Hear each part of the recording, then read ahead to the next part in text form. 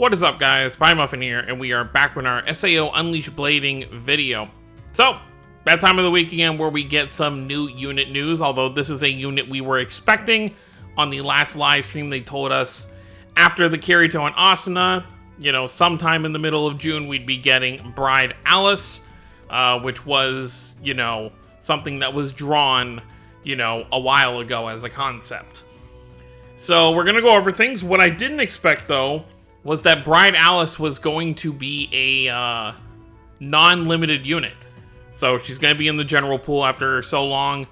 I would have thought, a unit like this, it's seasonal, and it's also kind of like a special thing that was drawn for the game. So I really was kind of expecting her to be limited. So it's good for people who are maybe kind of burnt out in terms of gems after the anniversary.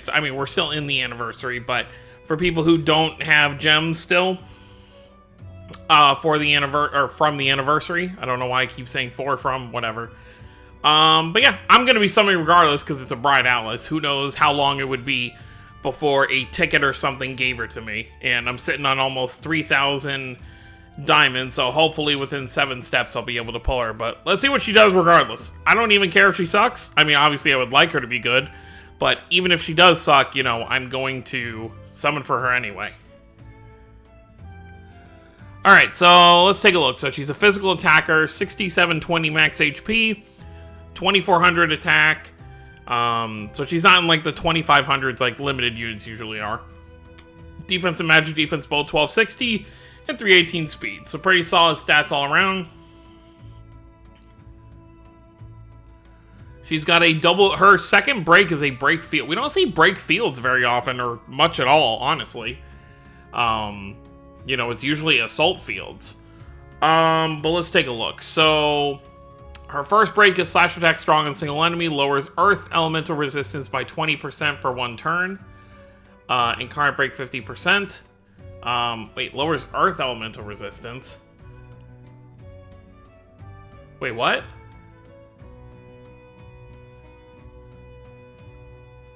Wait, I'm confused. Wouldn't you want to lower elemental... Oh, earth... Okay. So, earth damage will do more, is what it's saying. I got very confused there for a second. And then card break 50%, the usual. Her assault is slash attack extra strong on single enemy, lowers attack by 20% for 3 turns. Very nice there. And then her second break is slash attack medium on single enemy. Recollection field, earth +1, short wait time after using skill, incarnate break 40%, and then her incarnate skill, fortune, banquet, toss, incarnate slash attack on single enemy, special recollection field, earth +3, very nice, and recovers earth elemental characters HP for every turn. I think there was supposed to be an amount right there, but that's fine. So you get healed every turn for a specific amount. Very interesting that she is not, normally they give charge or break to these units that aren't limited, but she's actually getting attack +3%. So obviously if you're fighting water elemental enemies, you're going to get 3% with her Imaginarium. So I think I will definitely exchange for the 2 copies that I'll be able to get from the Imaginarium exchange, definitely. Her special partner is Kirito, which makes sense. I did see quite a few people, kind of saying how, they're tired of Kirito kind of being the go-to choice for partners and they want to see, kind of stuff be mixed up a bit. I have a few opinions regarding this, but let's go over everything and then we'll kind of talk about that. Her leader skill is attack, 5%. Okay, member skill, usual stuff. Incarnate combo and break stack, and let's quickly look at all the other units kind of on here. Nothing really too crazy. This is the Kirito you're gonna want. This is going to be her partner, which I feel like at this point, if you someone who summons for anniversaries, you should have this Kirito. So he's gonna be her best friend. Okay, Iskon, administrators on here. That's kind of cool. Another seasonal character that didn't end up being limited after they started to kind of do this, and it's normal kind of banner stuff. So what I kind of want to say about this whole Alice thing, having Kirito as a partner, There's actually only, I think there's only 2 Alices that have Kirito as a partner, so already I don't have a problem with it. And 2, most of the Asunas, I know the most recent Asuna, and I think there might be one more, are physical, but most of the Asunas that are Earth are magic. So already, and obviously there's only like one Kirito that's Earth anyway, so, you know, it really doesn't matter one way or the other. But I still think it's fine that they went with Kirito, because they went with, the idea is the Kirito they want you to use is something that was an anniversary unit, so they expect that a lot of people went for it. As opposed to, you know, someone like me who didn't want to summon for this Asuna. You know, I really just didn't feel a need for it. And I've really never been a fan of when they kind of force you to get both units just to make one unit usable. So I am kind of happy that Kirito is the option here. Obviously, like I said, they could have gone either way. You know, Alice has like 4 partners that they could kind of work with. It's Kirito, Yu-Gi-Oh!, Asuna, and Atis. Asuna's probably the least one on there. It's usually one of the other 3. But it would have been nice to kind of mix things up a little bit, I guess. But, of course, you know, like I said, the Kirito that they want you to use is one that I'm sure at this point, if you've been playing, you know, from the beginning, you should definitely have him, even if you didn't go for him. I feel like within tickets and stuff, you probably would have pulled him by now. Just unfilter that. So, this is the Kirito in question. The new beginning Kirito. He was for the first anniversary. So, obviously a physical attacker. And then you can kind of make do with that too, because then you could throw an Asuna on your team, and then Kirito can active link with either Asuna or the new Alice. Plus, you know, realistically, Bride Alice, obviously, you know, I'm not going to get into whole shipping wars kind of stuff, but, you know, it makes sense with what they're trying to kind of push here. So that's kind of my thoughts on it. I'm totally fine with it being Kirito. Obviously, this is the Kirito I'll use.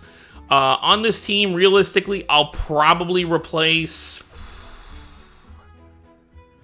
Yeah, either Sinon or Leafa is probably going to take a bench. Probably Sinon, because I think Sinon is the other break unit on this team. So I think Sinon for this event will probably get replaced. And then I'll probably keep everything else kind of as it is. But let's take a quick look at the... it should be War of Underworld should be the event. I don't know if there's going to be a normal event on top of it.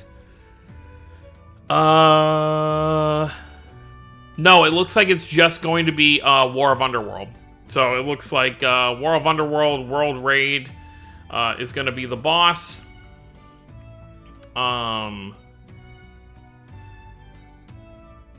Yeah, this is the one where... okay, so wait, I think this is the one they said where it's supposed to be like end of War of Underworld. So we should be fighting Gabriel, like probably the... Which I hope they eventually give us, you know, like demonic, you know... void form, whatever you want to call it, Gabriel. Like, that would be a fun unit to have. I mean, obviously, he's a little too big for, with how he normally looks, but they could scale him down a bit to make him a party member. Or they could just make it part of his incarnate. That would be kind of cool. So, it is going to be War of Underworld, which means we're probably not going to be getting a free Imaginarium for this Alice, but that's fine. You know, you can exchange. I almost never exchange for Imaginariums. Like, let me just take a look real quick. Let's just look at Asuna real quick. Let's see what I can exchange. The Imaginarium page is always written. Look, I have 78 of just these normal exchanges. And then I've got so many things here of characters that are like max duped out to exchange for. I almost never, because at this point of the game, they give us, Imaginarium always lags. They give us so many more limited characters than they do normal characters right now. You know, even when we were just looking at the page, you know, the last few non-limited characters are still from like 2-3 months ago, because obviously we've kind of been in anniversary time. We did, of course, have that collab with Idolmaster. So... there's just been kind of a... and then, of course, we had, like, the little, like, RPG story, you know, with Hero Yuki and Dark Demon Lord Kirito, which was all limited. So, we do end up getting more limited stuff than non-limited, which kind of makes sense. But other than that, that's pretty much it. So let me know what you guys think down below about Bride Alice. Like I said, I'm definitely going to be summoning for her. Hopefully, I almost wish that she was limited and that it was treated as like an anniversary banner. So that way she would have been guaranteed on step 7. The fact that she's not limited and we don't have that means I have to kind of chance it. I could very well go 7 steps and not get her. And then, of course, I would probably do the other 7 steps on her rate up. But I'm hoping within 7 steps I can get her and continue to save for the probable upcoming collab. So, other than that, guys, that's pretty much it. So, let me know what you guys think down below. Don't forget to subscribe if you're new to the channel. I'll see you all next time. Have a wonderful day, everyone.